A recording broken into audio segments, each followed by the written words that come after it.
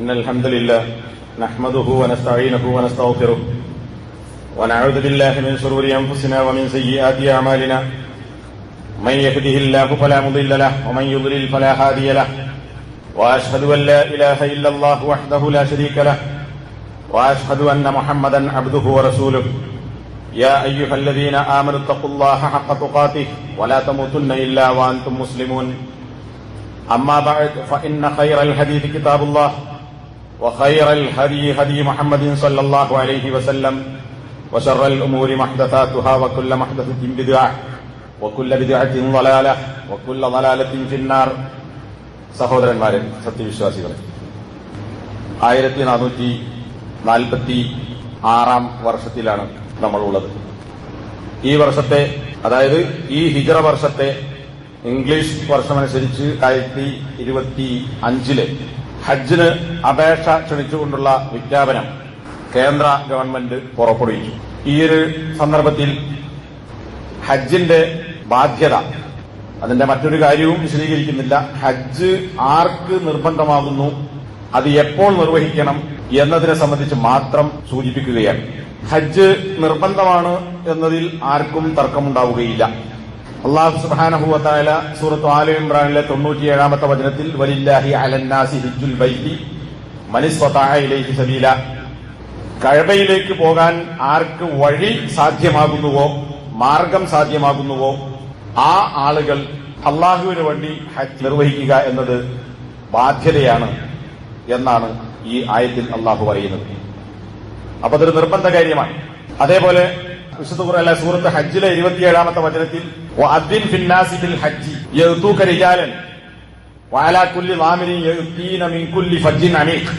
ഇബ്രാഹിം നബി അലൈഹി സ്വലാത്തു വസ്സലാമിനോട് അള്ളാഹു കൽപ്പിക്കുകയാണ്, നീ കഅബാലയത്തിന്റെ നിർമ്മാണം പൂർത്തിയാക്കിയതിനു ശേഷം, അന്ന് ആ നാട്ടിൽ ആരുമില്ല, നമുക്കറിയാം, മക്കത്ത് ഇസ്മായിലും ഹാജറും അല്ലാതെ വേറെ ആരുമില്ല. പക്ഷെ അവിടെ വെച്ച് അള്ളാഹു ഇബ്രാഹിമിനെ കൊണ്ട് വിളംബരം ചെയ്യിച്ചു, നീ ജനങ്ങളിൽ പ്രഖ്യാപിക്കുക. അബ്ദനാന്ന ബാങ്ക് കൊടുക്കുന്നത് വിളംബരമാണ്. ഇത് ഹജ്ജിനുള്ള ബാങ്കാണ്. ഹജ്ജിന്റെ കാര്യം നീ വിളംബരം ചെയ്യണം, പ്രഖ്യാപിക്കണം. കാൽനട യാത്രക്കാരായും ഇടുങ്ങിയ മലമ്പാതകളിലൂടെ കടന്നുവരുന്ന മെലിഞ്ഞൊട്ടിയ മൃഗങ്ങളുടെ പുറത്തുമായി അവർ ഹജ്ജിന് വരട്ടെ. ഇത് ലോകത്തുള്ള മുഴുവൻ മനുഷ്യരോടുമായി ഇബ്രാഹിം നബിയെ കൊണ്ട് അള്ളാഹു വിളംബരം ചെയ്യിച്ച പ്രഖ്യാപനമാണ്. ഒരുപാട് ഹദീസുകളിൽ നമുക്കറിയാം, ജിബ്രീൽ നബി സല്ലല്ലാഹു അലൈഹി വസല്ലം അടുക്കൽ വന്നുകൊണ്ട് മൽ ഈമാൻ മൽ ഇസ്ലാം മതസ്സാഅ എന്നീ 3 ചോദ്യങ്ങൾ ചോദിച്ച ജിബ്രീലിന്റെ ഹദീസ് എന്നറിയപ്പെടുന്ന ഹദീസിലും ഇസ്ലാം എന്ന് പറയുന്നത് എന്താണ്, ഇസ്ലാമിന്റെ റുക്നുകൾ എന്താണ്, ഈമാന്റെ റുക്നുകൾ എന്താണ് എന്ന് വിശദീകരിക്കുന്ന ഹദീസുകളിലും എല്ലാം പ്രതിപാദിക്കപ്പെട്ട ഒരു കാര്യമാണ്, ഇസ്ലാം സ്ഥാപിക്കപ്പെട്ടത് 5 കാര്യങ്ങളിലാണ്. അത് 2 സാക്ഷ്യവചനങ്ങൾ, അതേപോലെ നമസ്കാരം, സക്കാത്ത്, നോമ്പ്, വഹജ്ജിൽ ബൈത്തി. അൽ ബൈത്ത് എന്ന് പറഞ്ഞാൽ കഅബാലയമാണ്. കഅബ എന്ന അള്ളാഹുവിന്റെ ഭവനത്തെ ലക്ഷ്യം വെക്കൽ, ഹജ്ജ് എന്ന വാക്കിനർത്ഥം ഉദ്ദേശിക്കുക, കഅബാലയത്തെ ലക്ഷ്യം വെച്ച് പോവുക. ഇത് ബുഖാരി, മുസ്ലിം, മറ്റൊരുപാട് ഗ്രന്ഥങ്ങളിൽ പല സനദുകളിലൂടെ ഉദ്ധരിക്കപ്പെട്ടിട്ടുള്ള ഹദീസാണ്. അപ്പൊ ഹജ്ജ് നിർബന്ധമാണ് എന്നതിന് ആ വിഷയത്തിൽ തർക്കമല്ല, മുസ്ലിങ്ങൾക്ക് തർക്കമല്ല. ഇനി ആർക്കാണ് അത് നിർബന്ധമാകുന്നത് എന്ന് പരിശോധിച്ചാൽ, പ്രായപൂർത്തി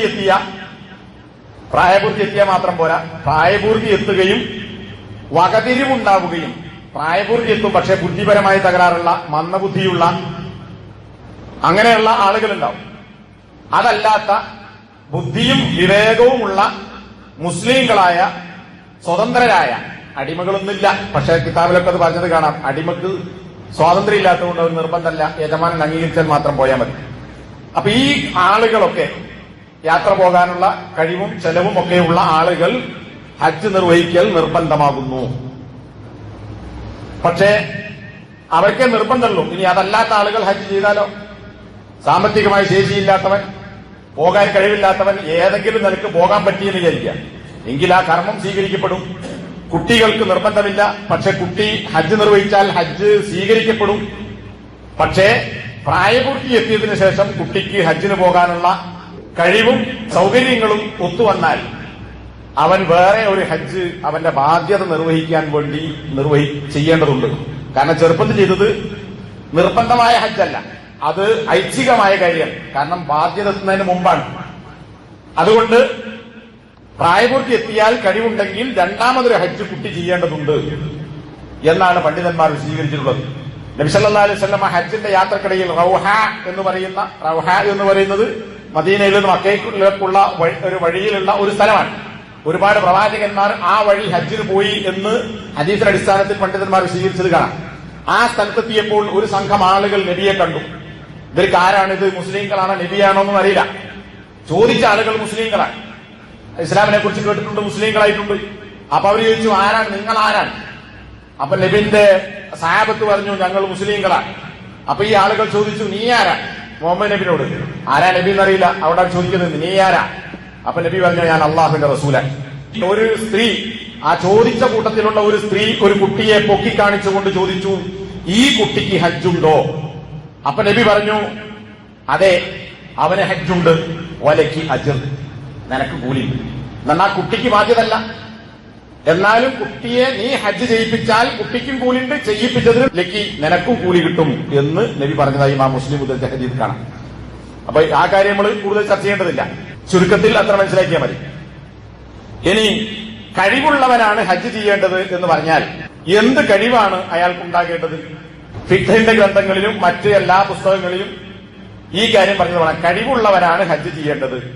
അത് ഖുർആനിന്റെ സൂചനയാണ്. വലില്ലാഹി അലന്നാസി ഹിജ്ജുൽ ബൈത്തി മൻ ഇസ്തതാഅ ഇലൈഹി സബീല. മക്കയിലേക്ക് പോകാനുള്ള സബീല് സാധ്യമായവൻ. സബീൽ എന്ന് പറഞ്ഞാൽ മാർഗമെന്നാണ്. ആ മാർഗം എന്താകാം? പോകാനുള്ള വഴി, വാഹനം, ശാരീരികമായ കഴിവ്, സാമ്പത്തികമായ കഴിവ്, ഇതൊക്കെ അതിൽ പെടുന്നു എന്ന് പണ്ഡിതന്മാർ വിശദീകരിച്ചുകൊണ്ട് ഇതൊക്കെ ഒത്തുവന്ന ആളുകൾ പോകൽ നിർബന്ധമാകുന്നു. അപ്പോ ചില സംശയങ്ങൾ, എല്ലാ കാര്യവും കഴിവുണ്ടെങ്കിലല്ലേ ചെയ്യേണ്ടതുള്ളൂ. നിസ്കരിക്കണം, നിസ്കരിക്കുന്നത് നിൽക്കാൻ കഴിവുള്ള ചെയ്താൽ മതി, നിൽക്കാൻ കഴിയില്ലാത്ത ഇരുന്ന് നിസ്കരിച്ചാൽ മതി, ഇരിക്കാൻ കഴിയാത്ത കിടന്ന് നിസ്കരിച്ചാൽ മതി, ഇനി അതിനും കഴിയാത്തവന്റെ അവന്റെ മനസ്സുകൊണ്ട് നിസ്കരിച്ചാൽ മതി.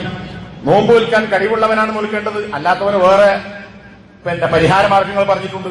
പിന്നെ എന്തിനാണ് ഹജ്ജിന് മാത്രം വഴി സാധ്യമായവൻ എന്ന് പറഞ്ഞത് എന്ന ചോദ്യത്തിന് ശൈഖ് ഇബ്നുൽ ഉസൈമീൻ നൽകിയിട്ടുള്ള മറുപടി, എല്ലാത്തിനും കഴിവ് വേണം, ഹജ്ജിനും പോകാൻ കഴിവ് വേണം. പക്ഷെ ഹജ്ജിനെ പ്രത്യേകമായി പറയാൻ കാരണം, ഹജ്ജ് എന്ന് പറയുന്നത് യാത്രയും ഹജ്ജിന്റെ കർമ്മങ്ങൾ നിർവഹിക്കുക, അതിനിടയ്ക്കുള്ള നടത്തം, യാത്ര, ഭക്ഷണം കിട്ടായ്മ, ചൂട്, തണുപ്പ്, ഇങ്ങനെയുള്ള കാര്യങ്ങളെല്ലാം ഒത്തുചേരുമ്പോൾ മനുഷ്യർക്ക് കൂടുതൽ പ്രയാസങ്ങൾ ഉണ്ടാകും. അപ്പൊ മറ്റ് ആരാധനാ കർമ്മങ്ങളെ സംബന്ധിച്ചിടത്തോളം പ്രയാസങ്ങളെല്ലാം ഒത്തുകൂടുന്ന, വളരെയധികം പ്രയാസങ്ങൾ അനുഭവിക്കേണ്ട ഒരു ഇബാദത്ത് എന്നതുകൊണ്ടാണ് ആ ഹജ്ജിനെ സംബന്ധിച്ച് അല്ലാഹു സുബ്ഹാനഹു വ തആല അങ്ങനെ പറഞ്ഞിട്ടുള്ളത് എന്നാണ്. ഇനി നമ്മളെന്ന് പറഞ്ഞാൽ പൊതുവെ മുസ്ലിങ്ങൾ മനസ്സിലാക്കി എന്താ, കഴിവുള്ളവനാണ് ഹജ്ജ് ചെയ്യേണ്ടത് എന്ന് പറഞ്ഞാൽ ഏക്കറക്കണക്കിന് ഭൂമിയും വലിയ തട്ടുള്ള വീടും അതുപോലെ തന്നെ കുറെ കച്ചവട സ്ഥാപനങ്ങളും ബാങ്കിൽ കുറെ ഡെപ്പോസിറ്റും ദുനിയാവിലെ എല്ലാ ആവശ്യങ്ങളും കഴിഞ്ഞ് കീശയിൽ വെറുതെ കിടക്കുന്ന പൈസ ഉണ്ടെങ്കിൽ അവൻ ഹജ്ജിന് പോയാൽ മതി, അവനാണ് കഴിവുള്ളവൻ എന്നാണ്. എന്നാൽ ഖുർആനോ ഹദീസോ പരിശോധിച്ചാൽ അത് നമുക്ക് കണ്ടെത്താൻ സാധിക്കുകയില്ല. വിശുദ്ധ ഖുർആൻ സൂറത്തുൽ ബഖറയിൽ അല്ലാഹു പറഞ്ഞു, 197-ാമത്തെ ആയത്ത്, വതസബ്ബദു ഫഇന്ന ഖൈറസ്സാദി തഖ്വ. നിങ്ങൾ ഹജ്ജിന് പോകുമ്പോൾ സാദ് സ്വീകരിക്കണം. സാദ് എന്ന് പറഞ്ഞാൽ പാഥേയം, യാത്രക്കാരന്റെ യാത്രാ സാമഗ്രികൾ എന്നാണ്. വസ്ത്രം, വാഹനം, പ്രത്യേകിച്ച് യാത്ര പോയി തിരിച്ചു വരുന്നത് വരെ ആവശ്യമായ ഭക്ഷണ സാധനങ്ങൾ, ഭക്ഷണം, വെള്ളം, അതാണ് യാത്രാ ഭക്ഷണം അല്ലെങ്കിൽ യാത്രാ സൗകര്യത്തിന് വേണ്ട ഘടകങ്ങൾ, അത് നിങ്ങൾ സ്വീകരിക്കണം എന്ന് അല്ലാഹു സുബ്ഹാനഹു വ തആല പറഞ്ഞിട്ടുണ്ട്. എന്നാൽ അതിനേക്കാൾ നിങ്ങൾക്കുണ്ടാകേണ്ടത് എന്താണ്? ഏറ്റവും വലിയ യാത്രാ ഭക്ഷണം എന്നത് തഖ്വയാണ് എന്ന് അതിന്റെ തൊട്ടുപിറകെ തന്നെ അതേ ആയത്തിൽ അല്ലാഹു പറഞ്ഞു.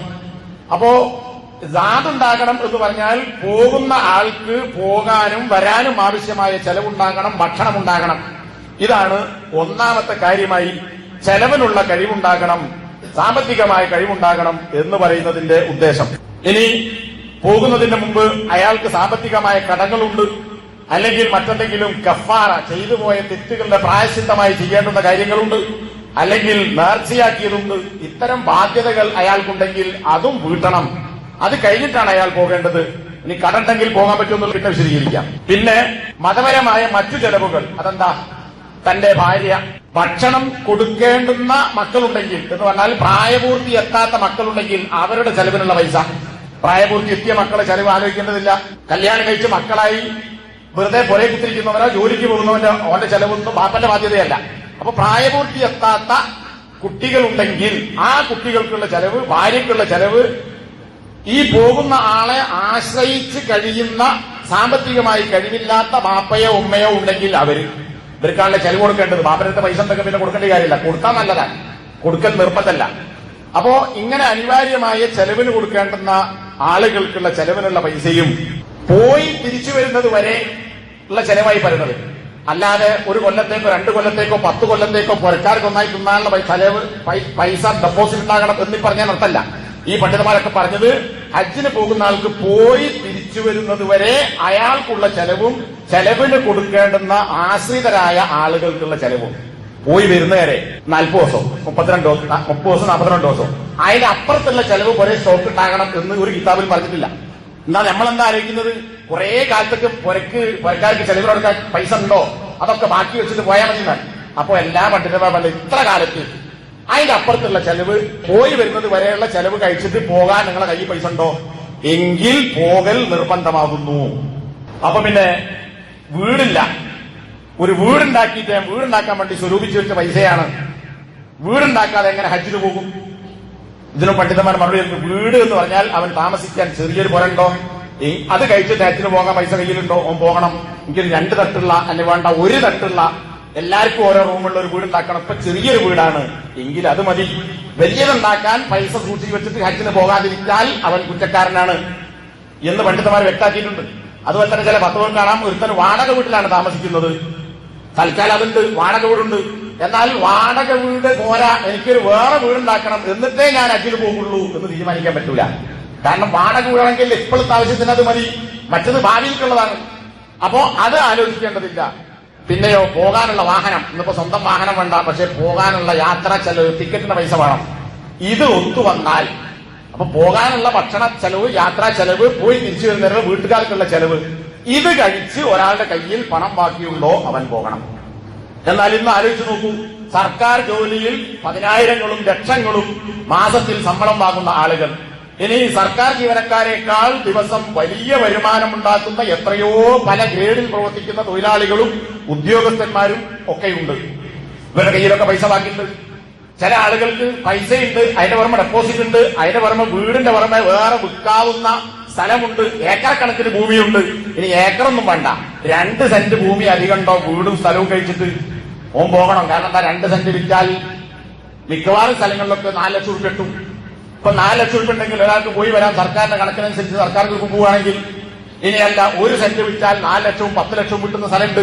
അപ്പൊ സ്ഥലം ഉള്ളതൊക്കെ അവിടെ കെട്ടിപ്പൂട്ടി വെക്കുക, ഇതൊന്നും വിൽക്കൂല. ഇതൊക്കെ ഉണ്ടായിക്കൊണ്ടോ പറയും കയ്യിൽ പൈസ ഇല്ല. കയ്യിൽ പൈസ എന്നാൽ കീശയിൽ മാത്രം പൈസ ഉണ്ടാകണമെന്ന് അർത്ഥമല്ല. ഇതൊക്കെ വിറ്റാൽ കിട്ടുന്ന പൈസ ഉണ്ടോ? ഇതൊന്നും പോ നിലനിൽക്കാൻ ആവശ്യമായ ചെലവല്ലല്ലോ. 10 ഏക്കർ ഭൂമിയോ അല്ലെങ്കിൽ 10 ലക്ഷത്തിന്റെ സ്ഥലമോ പോയി തിരിച്ചു വരുന്നത് വരെയുള്ള ചെലവിന് ആവശ്യമില്ല. അപ്പൊ അതിൽ മിച്ചം എന്ന് പറഞ്ഞാൽ ഇതൊക്കെ പെടും. അപ്പൊ 2 സെന്റോ 10 സെന്റോ വിറ്റിട്ട് ഒരാൾക്ക് ഹജ്ജിന് പോകാൻ കഴിവുണ്ട് എങ്കിൽ അവനത് വിറ്റുപോകണം. പണ്ടൊക്കെ ചെയ്തിരുന്നു. മുമ്പൊക്കെ നമ്മുടെ വാപ്പാരും വല്യാപ്പാരൊക്കെ ഉള്ള സ്ഥലം വിറ്റ് കപ്പലിന് ഹജ്ജിന് പോയ എത്രയോ ആളുകൾ നമ്മുടെ കുടുംബത്തിലുണ്ട്. എന്നാൽ ഇന്ന് സ്ഥലം വിറ്റ്, അല്ലെങ്കിൽ ഒരു വണ്ടി വിറ്റ്, അല്ലെങ്കിൽ ഒരു കടയുടെ ഒരു ഷോപ്പിംഗ് കോംപ്ലക്സിന്റെ ഒരു റൂമെങ്കിലും വിറ്റ് അങ്ങനെ പൈസ ഉണ്ടാക്കിയിട്ട് ഹജ്ജിന് പോകുന്ന ആളുകളാരാ? വളരെ കുറച്ചുണ്ട്. ഇത്രയും പൈസ ബാങ്കിൽ നിക്ഷേപമുണ്ട്. പെൻഷൻ പറ്റുമ്പോൾ ഏറ്റവും ചെറിയത് 10 ലക്ഷം. ഇനി അതിന്റെ അങ്ങോട്ട് 20, 30, 40, 50-ലധികം ലക്ഷം വരെ PF-ന്റെ പൈസയും പിരിയുമ്പോഴുള്ള മറ്റ് ആനുകൂല്യങ്ങളും വെച്ച് കിട്ടുന്ന ആളുകൾ അവര് പിന്നെയും പൈസയും കെട്ടിക്കൂട്ടി വെക്കുകയാണ്. നമ്മുടെ നാട്ടിലൊക്കെ തെരഞ്ഞാൽ അത്തരത്തിലുള്ള ഉദ്യോഗസ്ഥന്മാരെ, സാധാരണക്കാരല്ല, അറബി അധ്യാപകരും മൗലവിമാരും ദായിമാരും ഖുത്ബ നടത്തുന്നവരുമായ ആളുകൾ ലക്ഷക്കണക്കിന് ഉറുപ്പിക കയ്യിൽ കിട്ടിയിട്ടും കാത്തു നിൽക്കുന്നു. കൊല്ലം കുറെ കഴിഞ്ഞിട്ടും പെൻഷൻ പറ്റിയിട്ടും പോകാത്ത, അപേക്ഷിക്കുക പോലും ചെയ്യാത്ത ആളുകളുണ്ട്. എന്താ കാരണം?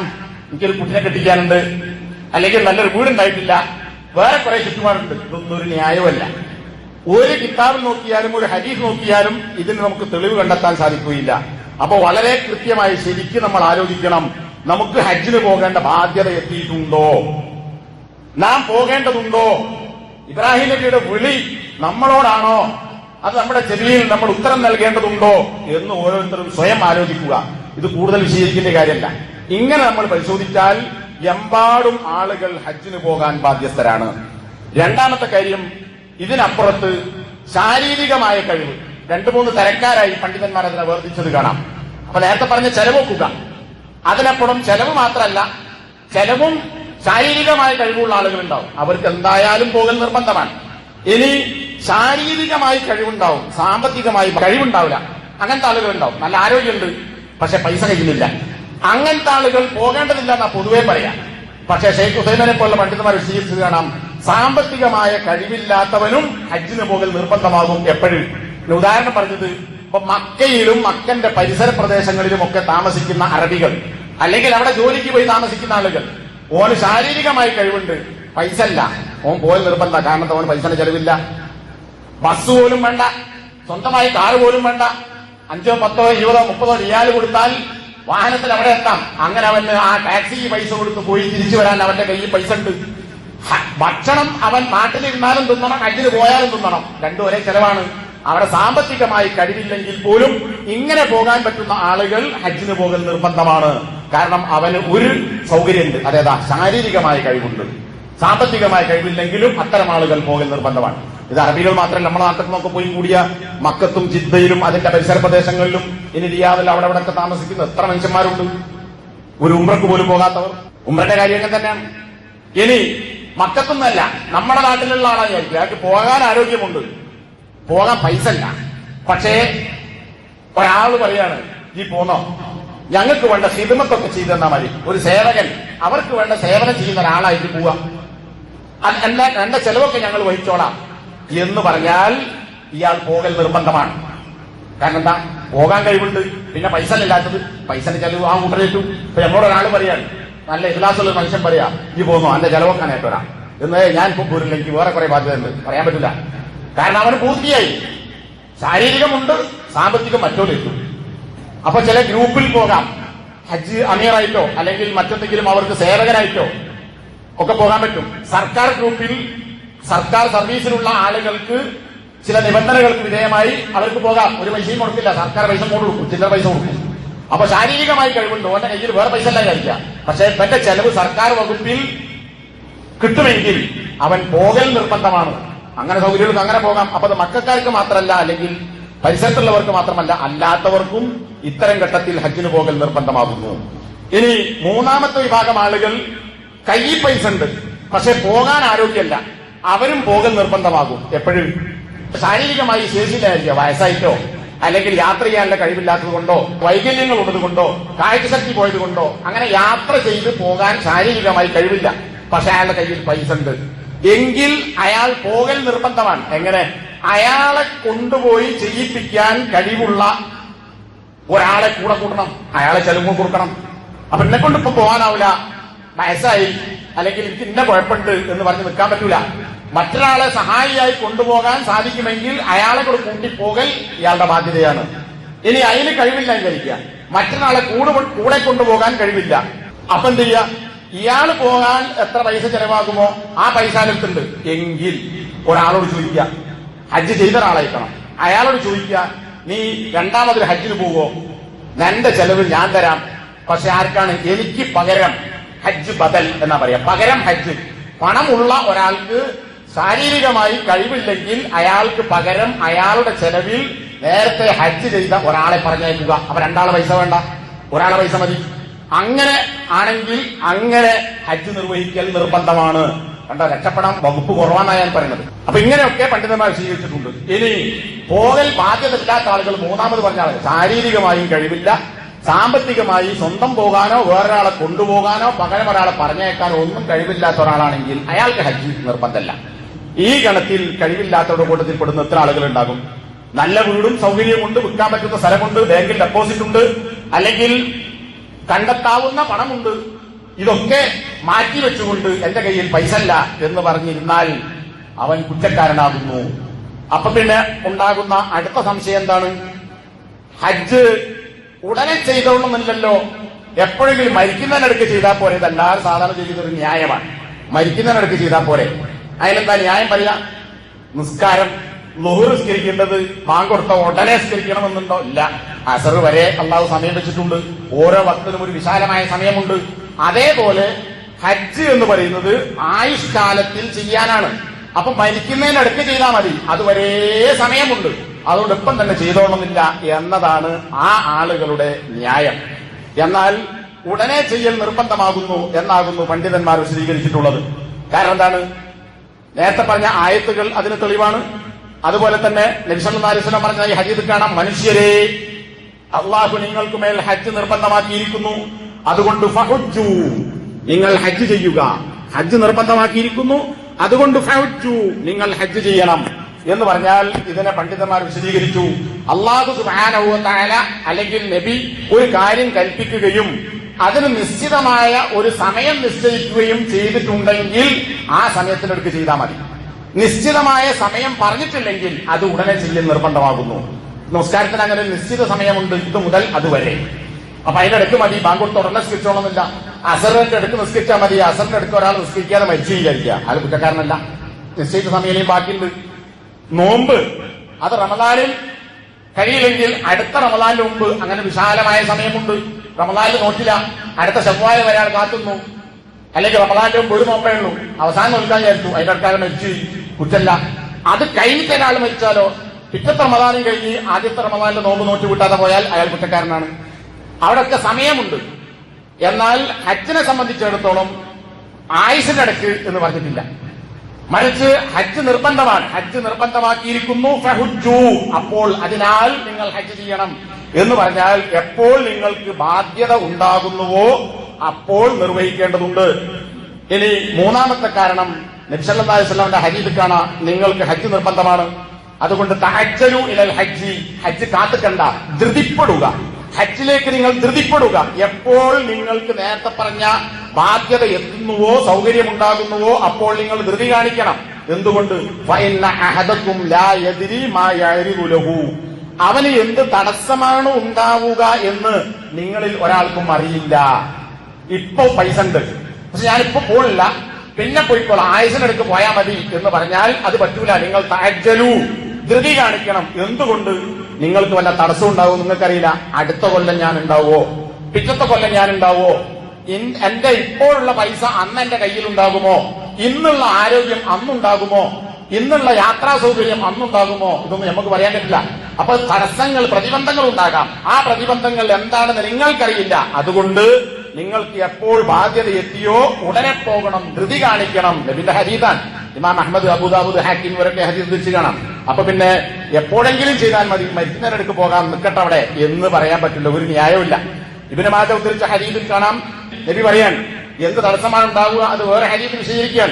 ചിലപ്പോൾ അവൻ രോഗിയായേക്കാം, ചിലപ്പോൾ അവന്റെ വാഹനം നഷ്ടപ്പെട്ടേക്കാം. നബിന്റെ കാലത്ത് മൃഗമാണല്ലോ, മൃഗം നഷ്ടപ്പെട്ട് വഴിതെറ്റി പോയിരിക്കാം. ഇന്നത്തെ കാലത്ത് വഴി വാഹനം കേടായി, അല്ലെങ്കിൽ വാഹനം വിൽക്കേണ്ടി വന്നു, കടത്തിലായി. തൈരുൽ ഹാജ, അല്ലെങ്കിൽ അവന് വേറെന്തെങ്കിലും ആവശ്യം വന്നുപെട്ടേക്കാം. ഇങ്ങനെയൊക്കെ തടസ്സങ്ങൾ ഉണ്ടാകാം. അതുകൊണ്ട് കാത്തു നിൽക്കരുത്, എപ്പോൾ പോകാനുള്ള സൗകര്യം ഒക്കുന്നുവോ ഉടനെ പോകണം.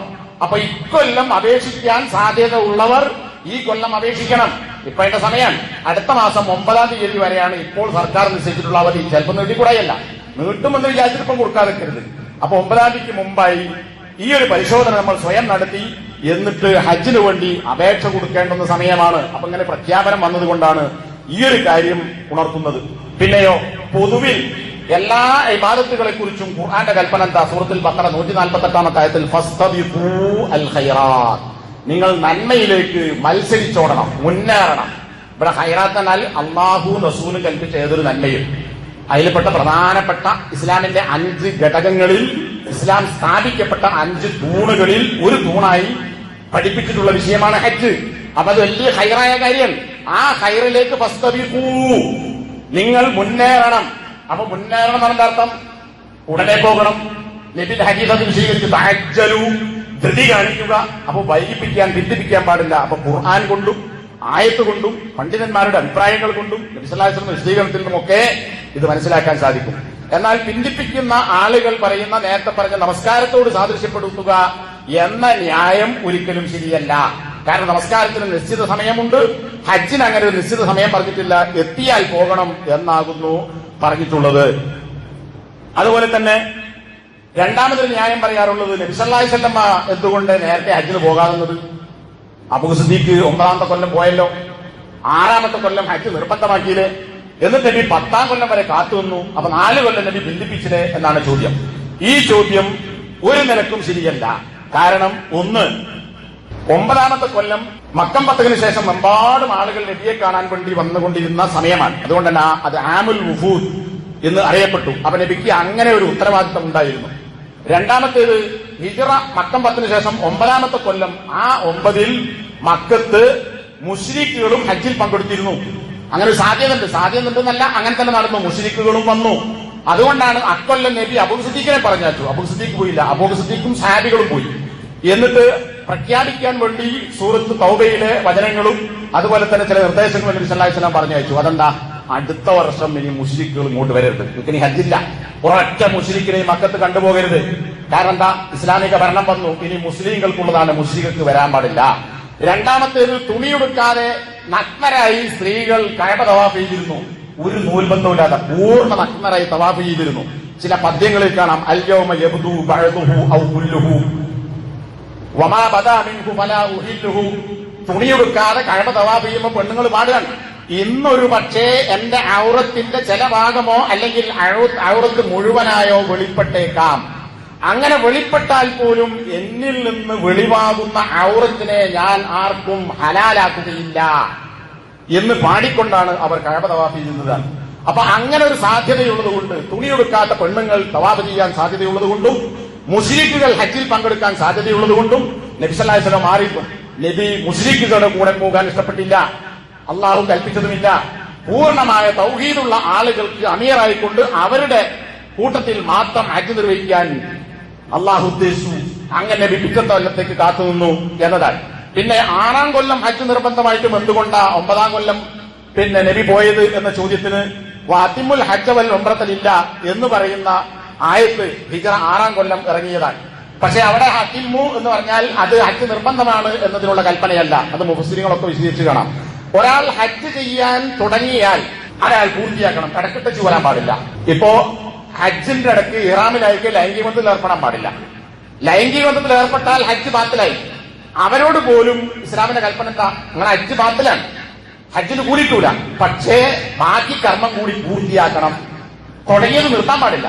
കൂലില്ല എങ്കിൽ പോലും അടുത്ത വർഷം വന്നിട്ട് വേറൊരു ഹജ്ജ് ചെയ്യണം. ഇതാണ് ഈ ആയത്തിന്റെ ഉദ്ദേശം. ഹജ്ജ് തുടങ്ങിയാൽ പൂർത്തിയാക്കണം. ഉംറയും ആ കൂട്ടത്ത് പറഞ്ഞിട്ടുണ്ട്. എന്നാൽ ഹജ്ജ് നിർബന്ധമാകുന്നു എന്ന ആയത്തിറങ്ങുന്നത് ഹിജ്റ 9ലാണ്. അതെന്തുകൊണ്ട്? ഹിജ്റ 8 വരെ മക്ക മുശ്രിക്കുകളുടെ കയ്യിലാണ്. മക്കം ഫതഹുണ്ടായി, മുസ്ലിങ്ങൾക്ക് കീഴിലായി മക്ക. അതിനുശേഷം 9ൽ ആയത്തിറങ്ങി പോകണമെന്ന് പറഞ്ഞു. ആ കൊല്ലം സഹാബികളും അബൂ സിദ്ദീഖിന്റെ നേതൃത്വത്തിൽ പോയി. നബി പോയില്ല. അതിന് കാരണം നേരത്തെ പറഞ്ഞു. അങ്ങനെ എല്ലാം റെഡിയായപ്പോൾ 10ാമത്തെ കൊല്ലം നബി സല്ലല്ലാഹു അലൈഹി വസല്ലം ഹജ്ജിന് പോയി. അപ്പൊ എന്താ? മനിസ്തതാഅ ഇലൈഹി സബീല. നബി സല്ലല്ലാഹു അലൈഹി വസല്ലമക്ക് പറ്റിയ രീതിയിൽ ശിർക്കില്ലാത്ത, തുണിയെടുക്കാത്ത, പെണ്ണുങ്ങളില്ലാത്ത ശുദ്ധമായ അന്തരീക്ഷം സാധ്യമായപ്പോൾ ഉടനെ നബി ഹജ്ജ് ചെയ്തു, കാത്തുന്നില്ല. അപ്പൊ ആ പറഞ്ഞ ന്യായീകരണങ്ങൾ ഒരിക്കലും ശരിയല്ല. ഇനി പണ്ഡിതന്മാരുടെ ഫത്വകൾ പരിശോധിച്ച് നോക്കിയാൽ ഷെയ്ഖ് ഇബ്നു ബാസിന്റെ ഫത്വയിലും അതുപോലെ തന്നെ ഷെയ്ഖ് ഉദൈമയുടെ ഫത്വയിലും മറ്റെല്ലാ കാര്യങ്ങളിലും നമുക്ക് കാണാം, ഹജ്ജ് കർമ്മം ബാധ്യതയെത്തിയാൽ ഉടനെ ചെയ്യേണ്ടതുണ്ട്. പിന്തിപ്പിക്കൽ ഒരു നിലക്കും അനുവദനീയമല്ല. പിന്തിപ്പിച്ചാൽ അവൻ കുറ്റക്കാരാകുന്നു. ഇത് ഈ 2 പണ്ഡിതന്മാർ മാത്രമല്ല, ആയത്തുണ്ട് ഹദീസുണ്ട്. പിന്നെ പണ്ഡിതന്മാരുടെ അഭിപ്രായം വേണ്ട, ഞാനൊരു ഉപതെളിവ് എന്നുള്ളതാണ് അത് പറഞ്ഞിട്ടുള്ളത്. അതുകൊണ്ട് നമ്മളെ കുടുംബത്തിലുള്ളവരും നല്ല നിലക്ക് ആലോചിക്കുക, ഇത് കേൾക്കുന്നവർ ആലോചിക്കുക. ഞാൻ ഹജ്ജിന് അപേക്ഷ കൊടുക്കാൻ സമയമെത്തിയിട്ടുണ്ടോ? ആ വിളിക്ക് ഞാൻ ഉത്തരം ചെയ്യേണ്ടതുണ്ടോ? ഉടനെ തീരുമാനിക്കേണ്ടതാണ്. സമയമില്ല. അള്ളാഹു സുബ്ഹാനഹു വ തആല ആ വിളിക്ക് ഉത്തരം നൽകി അള്ളാഹുവിന്റെ ഭവനത്തിലെത്താൻ ഭാഗ്യം കിട്ടുന്ന ആളുകളുടെ കൂട്ടത്തിൽ നമ്മെ എല്ലാവരെയും അള്ളാഹു സുബ്ഹാനഹു വ തആല ഉൾപ്പെടുത്തി അനുഗ്രഹിക്കും. അൽഹംദുലില്ലാഹി വസല്ലല്ലാഹു അലാ മുഹമ്മദ് അല്ലദീ ബല്ലഗ റിസാലത വഅദ്ദൽ അമാന. ഹജ്ജ് ബാധ്യതയാണ് എന്ന് പറയുമ്പോൾ എന്താണ് എന്ന് നമ്മൾ പറഞ്ഞു. അപ്പൊ ചില ആളുകൾക്ക് ഉണ്ടാകുന്ന സംശയം, എനിക്ക് കടമുണ്ട്, അതുകൊണ്ട് ഞാൻ ഇപ്പൊ ഹജ്ജിന് പോകുന്നില്ല എന്നാണ്. കടമുള്ളത് കൊണ്ട് ഒരാൾ ഹജ്ജിന് പോകാതിരിക്കേണ്ടതുണ്ടോ? 2 അവസ്ഥകളുണ്ടാവും. ഒരാൾക്ക് കടം ഉണ്ട്, കടം വീട്ടേണ്ട സമയമെത്തി. അങ്ങനെയുള്ള ആള് മുന്തിപ്പിക്കേണ്ടത് കടം വീട്ടുക എന്നതിനാണ്. കാരണം കടം വീട്ടിയാൽ പിന്നെ അയാൾക്ക് പോകാൻ പൈസ ഇല്ല. അപ്പൊ അയാൾ എന്ത് ചെയ്യണം? ആദ്യം കടം വീട്ടണം, പിന്നെ പൈസ ഉണ്ടാക്കി പോയാൽ മതി. ഇല്ലേ, പോകണ്ട. ഇനി കടം വീട്ടാൻ സമയമായി, കടം വീട്ടാനുള്ള പൈസ മാത്രമേ കയ്യിലുള്ളൂ. അപ്പൊ നമ്മൾ ആർക്കാണോ പൈസ കൊടുക്കാനുള്ളത് അയാളോട് ചോദിക്കുക, എന്റെ കയ്യിൽ നിങ്ങൾക്ക് ഉള്ള കടം വീട്ടാനുള്ള പൈസ ഉണ്ട്, ഹജ്ജിന് പോകാൻ ഉദ്ദേശിക്കുന്നു, നിങ്ങളുടെ കടം ഞാൻ വന്നിട്ട് വീട്ടിയാൽ മതിയോ? അതിനെന്തെങ്കിലും വകുപ്പ് കണ്ടിട്ടുണ്ടാവും. വന്നിട്ട് എന്ന നിലക്ക് വീട്ടാമെന്നൊരു പ്രതീക്ഷയായിട്ടുണ്ടെങ്കിൽ ആർക്കാണോ കൊടുക്കാനുള്ളത് അയാളുടെ സമ്മതമുണ്ടെങ്കിൽ ഈ പൈസ മാത്രമേ കയ്യിലുള്ളൂവെങ്കിൽ അത് ഉപയോഗിച്ചുകൊണ്ട് അയാൾ ഹജ്ജിന് പോകണം. കടമുണ്ട്, കൊടുക്കേണ്ട അവധി എത്തിയിട്ടില്ല, ഹജ്ജിന് പോയാലും എനിക്ക് വന്നിട്ട് കൊടുക്കാൻ പറ്റും എന്നൊരാൾക്ക് ബോധ്യമുണ്ടെങ്കിൽ അയാൾ ഹജ്ജിന് പോകൽ നിർബന്ധമാണ്. ആ കടം പോകാതിരിക്കാൻ അയാൾക്ക് യാതൊരു ന്യായവുമില്ല എന്നതാണ്. ഇതേപോലെ വിവാഹം, നമ്മൾ പറയും കുട്ടിനെ കെട്ടിക്കാനുണ്ട്, അതുകൊണ്ട് കുട്ടിനെ കെട്ടിക്കാൻ വേണ്ടി കുറച്ച് പൈസ കയ്യിലുണ്ട്, ഇപ്പൊ ഞാൻ ഹജ്ജിന് പോകില്ല. ഇതാരാ നേരത്തെ വീടിന്റെ പറഞ്ഞു, വീടുണ്ടാക്കാൻ വേണ്ടി പൈസ കൂട്ടി വെച്ചിട്ട് ഹജ്ജിന് പോകാൻ പറ്റില്ല. അതുപോലെ കുട്ടിനെ കെട്ടിക്കാനുണ്ട്, ഒന്നല്ല രണ്ടല്ല മൂന്നുണ്ട്, കുട്ടിനെ കെട്ടിക്കണം, അതിന് പൈസ അല്ല, അല്ലെങ്കിൽ അതിനെ പൈസ ഉള്ളൂ, ഞാൻ അതിനെ ഒരുങ്ങിക്കൊണ്ടിരിക്കുകയാണ്, കുട്ടിനെ കെട്ടിച്ചിട്ടേ പോകുള്ളൂ. നമ്മുടെ നാട്ടിൽ കുട്ടിനെ കുറിച്ച് പറയേണ്ടതെന്നോട്ടാ, കുട്ടിക്കാണ് പൊന്നു കൊടുക്കുന്നത്. നബിന്റെ കാലത്ത് അറബ് നാടുകളിൽ അതില്ല, മഹറാണ് വിഷയം. അവിടെ പണ്ഡിതന്മാരെ ചർച്ച ചെയ്തിട്ടുണ്ട്. കല്യാണം കഴിക്കാൻ പ്രായമെത്തിയ ഒരു പുരുഷൻ ഹജ്ജിന് പോകുകയാണോ ചെയ്യേണ്ടത്, പെണ്ണ് കെട്ടാണോ വേണ്ടത്? അവിടെ പറഞ്ഞു എന്താണ്, പെണ്ണ് കെട്ടാതെ പോയാൽ പല നാട്ടിലുള്ള ആളുകളെയും പലരെയും കാണും. അപ്പോ വ്യഭിചരിച്ചു പോകുമോ, ഹറാമായ നോട്ടം നോക്കുമോ എന്നൊരാൾക്ക് പേടിയുണ്ടെങ്കിലോ പെണ്ണിട്ടിട്ട് പോയാൽ മതി. അതല്ല എങ്കിൽ അങ്ങനൊന്നും എന്റെ അടുത്ത് സംഭവിക്കൂല എന്നുണ്ടെങ്കിൽ കല്യാണം മാറ്റിവെക്കുക, ഹജ്ജിന് പോകണം. ആണുങ്ങളോടാ പറഞ്ഞത്. ഇവിടെ പോകുന്നവനോ പോകുന്നവളോ അല്ല, പാപ്പ ആലോചിക്കുകയാണ്, എനിക്ക് കുട്ടിയുണ്ട് കുറെ കൊല്ലം കഴിഞ്ഞ, അപ്പൊ അപ്പോഴേക്ക് പൊന്ന് കുറെ വാങ്ങി വെക്കണം, പിന്നെ വേറെ കുറെ അത് കുട്ടി ജനിച്ചാൽ അപ്പം പ്രസവിച്ചാൽ പിറ്റത്തെ കൊല്ലം നമുക്ക് കുട്ടിക്ക് പൊന്ന് വാങ്ങണം, ചരട് വാങ്ങണം, അത് വാങ്ങണം, ഇത് വാങ്ങണം, ഇതൊക്കെ ആലോചിച്ചിട്ടാണ് പോകാതിരിക്കുന്നത്. ഒരു ന്യായവുമല്ല. കാരണം പെണ്ണിന് ശ്രദ്ധിക്കാൻ കൊടുക്കൽ ഹറാമാണ്, അത് വാങ്ങൽ ഹറാമാണ്, അത് ഇതിൽ തെളിവില്ലാത്ത കാര്യമാണ്. അപ്പോ പെണ്ണുങ്ങളെ സംബന്ധിച്ചിടത്തോളം ഒരിക്കലും അത് ഇവിടെ ബാധകമാകുന്നില്ല, ബാപ്പക്ക് അത് തടസ്സവുമല്ല. ഇനി കൊടുക്കേണ്ടി വരും വിചാരിക്കുക, അത് പോയി വന്നിട്ട് ബാക്കി പൈസ കൊടുത്താൽ മതി. ആ കാര്യം വിചാരിച്ചിട്ട് പണം സൂക്ഷിച്ചു വെച്ച് ഇപ്പൊ ഹജ്ജിന് പോകാൻ പൈസ അല്ല എന്ന് പറഞ്ഞ് മാറ്റിവെക്കാൻ യാതൊരു ന്യായവുമില്ല എന്നതാണ്. ഇനി ഇതൊക്കെ ഉണ്ടെങ്കിൽ പെണ്ണുങ്ങളെ സംബന്ധിച്ചിടത്തോളം അവർക്ക് ഹജ്ജ് നിർബന്ധമാകുന്നത് മഹറമായ ആള് കൂടെ പോകാൻ ഉണ്ടാകുമ്പോഴാണ്. പെണ്ണിന് പൈസ ഉണ്ട്, പക്ഷേ കൂടെ പോകാൻ പുതിയാപ്പിള പോലില്ല, അല്ലെ പുതിയാപ്പിള ഇല്ല, അല്ലെ മക്കള ആരും മഹറമായ ആൾക്കാരില്ല, പെണ്ണിന് കയ്യിൽ പൈസ ഉണ്ട്, എങ്കിൽ അവൾ പോകൽ നിർബന്ധമല്ല. നിർബന്ധമാകും ഒരാളെ കൂടി, മഹറമായ ഒരാളെ കൂടി കൂടെ കൊണ്ടുപോകാൻ പൈസ ഉണ്ടെങ്കിൽ അപ്പൊ പോയാൽ മതി, ഇല്ലെങ്കിൽ അവർ കുറ്റക്കാരല്ല എന്നത് ഖുർആനിന്റെയും ഹദീസിന്റെയും അടിസ്ഥാനത്തിൽ എല്ലാ പണ്ഡിതന്മാരും വിശദീകരിച്ചതായി നമുക്ക് കാണാൻ സാധിക്കും. അതുകൊണ്ട് തന്നെ ഈ കാര്യങ്ങൾ എത്രത്തോളം എന്നാൽ ഒരാൾ ഹജ്ജിന് ബാധ്യതയുണ്ടായിട്ട് ഹജ്ജ് ചെയ്യാതെ മരിച്ചു പോയാൽ അയാളെ സ്വത്ത് ബാക്കി ഉണ്ടാകുമല്ലോ. അവിടെ ഖുർആൻ പറഞ്ഞ രണ്ട് കാര്യമുണ്ട്. മരിച്ചാൽ സ്വത്ത് ഊരി വെക്കണം. ആദ്യം ചെയ്യേണ്ടത് എന്താ, അയാളെ മയ്യത്ത് പരിപാലിക്കാനുള്ള കപത്തുണി വാങ്ങാനും കവർ വയ്ക്കാനൊക്കെ ഉള്ള പൈസ എടുക്കണം. പിന്നെയോ കടണ്ടെങ്കിൽ വീടണം, വസിയത്ത് നടപ്പിലാക്കണം. എന്നിട്ട് ബാക്കിയുള്ള പൈസയാണ് അനന്തരാവാസികൾക്ക് ഊരിക്കാനുള്ളത്. ഇക്കൂട്ടത്തിൽ കടത്തിന്റെ കൂട്ടത്തിൽ പണ്ഡിതന്മാർ എണ്ണി പറഞ്ഞു, ബാധ്യതയുണ്ടായിട്ട് ഹജ്ജിന് പോകാത്ത ആൾക്ക് പകരം ഹജ്ജിന് പോകാനുള്ള പൈസ അയാളുടെ സ്വത്തിൽ നിന്ന് എടുത്തിട്ടാണ് ബാക്കി ഊരി വെക്കേണ്ടത്. കാരണം എന്താ, അത് കടമാണ്. കടത്തിന്റെ കൂട്ടത്തിൽ വീട്ടാൻ ഏറ്റവും ബാധ്യതപ്പെട്ടത് അള്ളാഹുവിന്റെ കടമാണ്.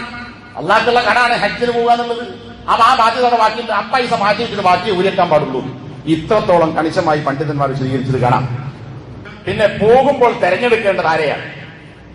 നല്ല ഭക്ഷണം കിട്ടുന്ന, നല്ല കിടന്നിറങ്ങാൻ സൗകര്യമുള്ള നല്ല 5 സ്റ്റാർ ഹോട്ടലിൽ അല്ല നോക്കേണ്ടത്, അത് നോക്കാം. അതിലപ്പുറം പോകുന്നത് തൗഹീദുള്ളവരുടെ കൂടെയാണോ, തൗഹീദുള്ള ഗ്രൂപ്പിലാണോ? ഇനി ഗ്രൂപ്പ് അല്ലെങ്കിൽ പോകുന്ന കൂട്ടത്തിൽ എന്റെ കൂടെ വരാൻ തൗഹീദുള്ള മനുഷ്യന്മാരുണ്ടോ എന്ന് ആലോചിച്ചുകൊണ്ടാണ് പോകേണ്ടത്. ലക്ഷങ്ങൾ മുടക്കി പോകുന്ന ആളുകൾ എന്ത് ചെയ്യുന്നു? സൗകര്യം മാത്രം നോക്കുന്നു. ഏതെങ്കിലും ഒരു ഖുറാബി ശിർക്ക് ചെയ്യുന്നവന്റെ കീഴിൽ പോകുന്നു, അല്ലെങ്കിൽ അത്തരം ഗ്രൂപ്പുകളിൽ പോകുന്നു. അല്ലെങ്കിൽ ചില ആൾക്കാർ നിങ്ങൾ ആരെ കൂടെ പോകുന്നത്? ഞാൻ പുതിയാപ്പിളിന്റെ കൂടെ. പുതിയാപ്പിള തൗഹീദുള്ള ആളെന്നല്ല, അവനൊരു സമസ്തന്റെ ആളാണ്, പക്ഷെ ഓൻ കൂടെ ഉള്ളോ ഞാനോടെ പോകുക, അല്ലെ അളിയന്റെ കൂടെ പോകുന്നത്, അല്ലെ അമ്മോശന്റെ കൂടെയാ പോകുന്നത്. അങ്ങനെ പല കാരണവും പറയും. ഈ ആരെ കൂടെ പോകുന്നുവോ അവൻ തൗഹീദില്ല. തൗഹീദില്ലാത്തവന്റെ കൂടെ പോയാൽ പോകുന്നത് എന്തിനാ? ഹജ്ജിനാണ്. ഹജ്ജിന്റെ വാക്ക്, പ്രവൃത്തി, എല്ലാ കർമ്മങ്ങളും തൗഹീദുമായി ബന്ധപ്പെട്ടതാണ്. അത് നേരത്തെ നമ്മൾ വിശദീകരിച്ചിട്ട് മുമ്പ് ഹുത്തുബയിൽ ഹജ്ജിന്റെ മുമ്പേ. അപ്പോ ഈ തൗഹീദിന്റെ വാക്കും പ്രവൃത്തിയും നടപ്പിലാക്കി പരിപൂർണ ഹാജിയായി വരാൻ വേണ്ടി പോകുന്നത് ശിർക്ക് ചെയ്യുന്നുണ്ട് കൂടെ. എന്താ ഉണ്ടാവുക? തന്റെ ഹജ്ജ് കൂടി കൊളാവും. വെറുതെ പൈസ മുടക്കി വെറുതെയായി, യാത്ര വെറുതെയായി, അധ്വാനം വെറുതെയായി, എല്ലാം വെറുതെയാവും. അതുകൊണ്ട് 3 സ്റ്റാർ ഹോട്ടലോ 5 സ്റ്റാർ ഹോട്ടലോ നല്ല ഭക്ഷണം കിട്ടുന്നതോ സുഖസൗകര്യമോ അല്ല നോക്കേണ്ടത്. എന്റെ ഹജ്ജ് പൂർണ്ണമായ ഹജ്ജായി നിർവഹിക്കാൻ പറ്റുന്ന കുടുംബക്കാരുണ്ടോ? ഇനി കുടുംബക്കാരനല്ല തൗഹീദ് എന്നൊരു മനുഷ്യനുണ്ടോ? ഓനെ കൂട്ടുക, കുടുംബക്കാരനെ മാറ്റുക. അവിടെ പുതിയാപ്പള്ളി അളിയനും ഒന്നും നോക്കണ്ട, അമ്മസിനും നോക്കണ്ട. തൗഹീദ് ഉള്ളവരുടെ കൂടെ പോവുക, തൗഹീദ് ഉള്ളവരുടെ ഗ്രൂപ്പിൽ പോവുക. ഇനി ഗ്രൂപ്പിൽ പോകാൻ ഇരട്ടി പൈസ വേണം. അതിനേക്കാൾ സർക്കാരിന്റെ ഗ്രൂപ്പ് തിരഞ്ഞെടുക്കാം. പ്രൈവറ്റ് ഗ്രൂപ്പിൽ പോകുന്നതിന്റെ പകുതി പൈസ മതി സർക്കാർ ഗ്രൂപ്പിൽ. കഴിഞ്ഞ കൊല്ലം പോകാൻ 4 ലക്ഷത്തിൽ താഴെയാണ് സർക്കാർ ഗ്രൂപ്പിൽ ചെലവായത്. പ്രൈവറ്റിലോ 7, 7.5, 8, 11 ലക്ഷം വരെ വാങ്ങിയ ഗ്രൂപ്പുണ്ട്. എന്തിനാണേലും ഇത്രയും പൈസ കൂടുന്നത്? എന്തായാലും മാറ്റം. സർക്കാർ ഗ്രൂപ്പ് പോയാൽ 42 ദിവസം ഉണ്ടാവും, പ്രൈവറ്റ് ഗ്രൂപ്പിൽ 30 ദിവസം, 12 ദിവസം അവിടെ പോയി.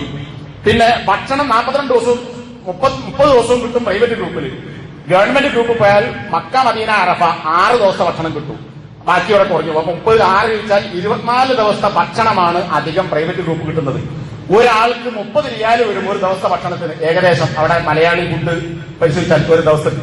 അപ്പോ 24 ഇൻറ്റു 22 ഇൻറ്റു ഒരു റിയാലിന് 22 പോയിന്റ് പൈസ കൂട്ടിയാൽ ഒരു 17,000 ഉറുപ്പികന്റെ ഭക്ഷണം വേണം 24 ദിവസത്തിൽ പള്ള അടച്ചു നിന്നാൽ.